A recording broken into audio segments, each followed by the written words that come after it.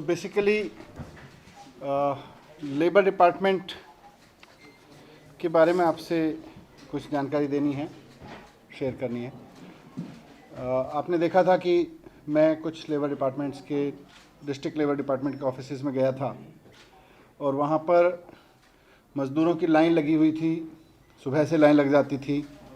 ये वो मज़दूर हैं जो अपना रजिस्ट्रेशन, कंस्ट्रक्शन मज़दूर हैं जो गरीब मज़दूर अपना रजिस्ट्रेशन कराना चाहते हैं ताकि सरकार द्वारा दिए जा रहे मज़दूरों के बेनिफिट्स की योजनाओं का लाभ उनको मिल सके। इसका पूरा डिटेल ये है कि कोई भी कंस्ट्रक्शन होता है तो कंस्ट्रक्शन कंपनी को लेबर वेलफेयर के लिए कंस्ट्रक्शन सेस देना होता है। वो सारा पैसा हमारे पास बोर्ड में आता है, कंस्ट्रक्शन वेलफेयर बोर्ड में। उसके सेक्रेटरी हैं एमटी कॉम साहब, वो भी मेरे साथ में प्रेस में कॉन्फ्रेंस में मौजूद हैं। और सरकार फिर उस पैसे को कंस्ट्रक्शन लेबर के वेलफेयर पे खर्च करती है। उसके लिए ज़रूरी है कि कंस्ट्रक्शन लेबर के पास में, उस कंस्ट्रक्शन बोर्ड के पास में उस लेबर का रजिस्टर्ड होना ज़रूरी है। ये बोर्ड किसी को तभी वेलफेयर स्कीम का फ़ायदा दे सकता है जब वो व्यक्ति हमारे पास में रजिस्टर्ड होगा। रजिस्टर्ड कंस्ट्रक्शन लेबर ही इन स्कीम्स का फ़ायदा ले सकता है।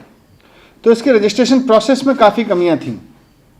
मैं खुद भी डिपार्टमेंट के ऑफिसेज़ गया, जगह जगह से फीडबैक भी ली, तो ये समझ में आया कि रजिस्ट्रेशन प्रोसेस में थोड़ी पेचीदगी है और उसमें उसी की वजह से वहाँ टाउटिज़म है, उसी की वजह से डिले है, उसी की वजह से लोगों को लंबी लंबी लाइनों में लगना पड़ रहा है। तो काफ़ी स्टडी करके अब हमने ये तय किया है कि कंस्ट्रक्शन वर्कर का रजिस्ट्रेशन अब डोर स्टेप डिलीवरी के ज़रिए हो जाएगा। कोई भी कंस्ट्रक्शन लेबर, उसको पहले अपने डॉक्यूमेंट लेके, अपना सर्टिफिकेट लेके, अपना फ़ोटोग्राफ लेके लेबर दफ्तर आना पड़ता था। वहाँ पे उसको लंबी लाइनों में लगना पड़ता था। फिर तो जिस दिन वो आता था उस दिन उसको अपनी नौकरी से छुट्टी लेनी पड़ती थी जहाँ भी उसका काम है।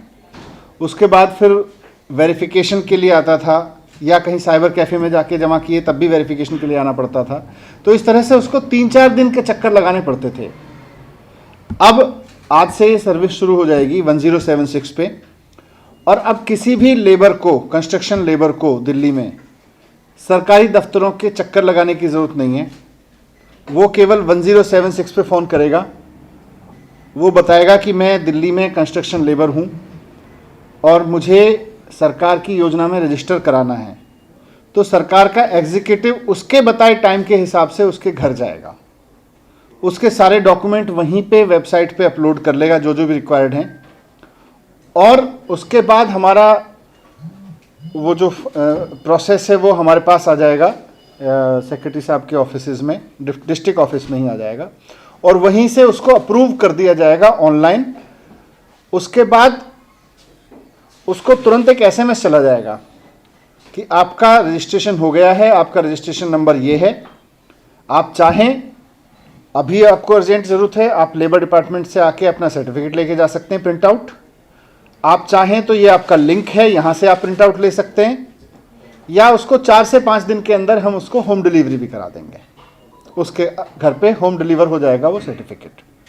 तो इस तरह से एक बड़े वर्ग की ये समस्या थी दिल्ली में, जो कंस्ट्रक्शन लेबर है, जिसको धक्के खाने पड़ रहे थे अपने रजिस्ट्रेशन के लिए, और उसकी वजह से रजिस्ट्रेशन कम हो रहा था। हमारे अनुमान के हिसाब से, जो मोटा मोटा अनुमान है, लगभग 10 लाख लेबर ऐसा है जो कंस्ट्रक्शन सेक्टर से जुड़ा हुआ है। और अभी तमाम प्रयासों के बावजूद 1,11,000 रजिस्टर्ड हमारे पास में हैं, और पिछले 1 महीने से काफ़ी और प्रयास भी किए। इसमें इंटरेस्टिंग ये है कि कंस्ट्रक्शन लेबर जब हम कहते हैं, तो मैं चाहता हूँ आपके माध्यम से ये भी बात लोगों तक पहुँच जाए कि कंस्ट्रक्शन लेबर केवल वो नहीं है जो सर पे ईंटें उठा के चलता है। एक्ट के हिसाब से कंस्ट्रक्शन लेबर बेलदार भी है, सामान ले जाने वाला भी है कंस्ट्रक्शन साइट पे, कोई और लेबर है अगर कोई कंस्ट्रक्शन साइट पे काम कर रहा है, राजमिस्त्री भी है, पेंटर भी है, कंक्रीट मिक्स करने वाला भी है जो कंक्रीट मिक्सर का काम करता है, टाइल लगाने वाला, स्टोन फिटर वगैरह भी है, वाइट वॉश करने वाला भी है, पीओपी का काम करने वाला भी है, कंस्ट्रक्शन साइट पे काम करने वाला चौकीदार भी कंस्ट्रक्शन वर्कर है, प्लम्बर भी है, कारपेंटर भी है, इलेक्ट्रीशियन भी है, फिटर भी है। ये सब कंस्ट्रक्शन लेबर की श्रेणी में आते हैं। वेल्डर, शटरिंग, पंप ऑपरेटर, बार वाइंडर, ग्रेन ऑपरेटर, ये सब के सब कंस्ट्रक्शन लेबर की कैटेगरी में आते हैं। तो आमतौर पे जब हम कहते हैं कि कंस्ट्रक्शन लेबर वेलफेयर है तो ऐसा एक इमेज बनता है कि वो लोग जो चिनाई का काम करते हैं खाली या ईंटें ढोते हैं उस तरह के लोग ही हो सकते हैं। इसीलिए मैंने बहुत स्पेसिफिक बोला कि चौकीदार उस जगह काम करने वाला, वाइट वॉश करने वाला, plumber, carpenter, electrician, fitter, welder, shuttering करने वाला, पंप ऑपरेटर, बार वाइंडर, क्रेन ऑपरेटर भी है, अगर बड़ी साइट है वहाँ पे क्रेन्स वगैरह लगती हैं।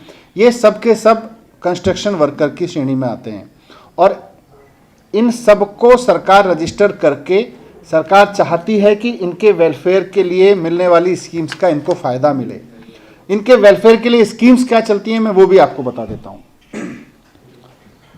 अपनी कोई भी मजदूर है अगर अपनी शादी के लिए या अपने बेटे बेटी की शादी के लिए 35,000 से 51,000 रुपए की मदद मिलती है इमीडिएट। जो वर्कर 60 साल से ऊपर हो जाते हैं उनको फिर मंथली ओल्ड एज पेंशन मिलती है 3,000 रुपए की। तो 3,000 रुपए की पेंशन भी अपने आप में एक बड़ी सहायता है वैसे समय पे। हेल्थ एंड मैटरनिटी बेनिफिट 2,30,000 रुपए के मिलते हैं। बच्चे की एजुकेशन के लिए 500 से 10,000 रुपए महीने तक की स्कॉलरशिप है कंस्ट्रक्शन वर्कर के बच्चे के लिए। अगर किसी की एक्सीडेंट में डेथ हो जाती है तो 2 लाख रुपए के लिए उसको मिलते हैं। नेचुरल डेथ के उस पर 21 लाख रुपए और फिनरल पे 10,000 रुपए। डिसेबिलिटी अगर किसी को हो जाती है तो डिसेबिलिटी कवर है 1 लाख रुपए तक की। तो ये उसको बहुत सारे बेनिफिट्स हैं।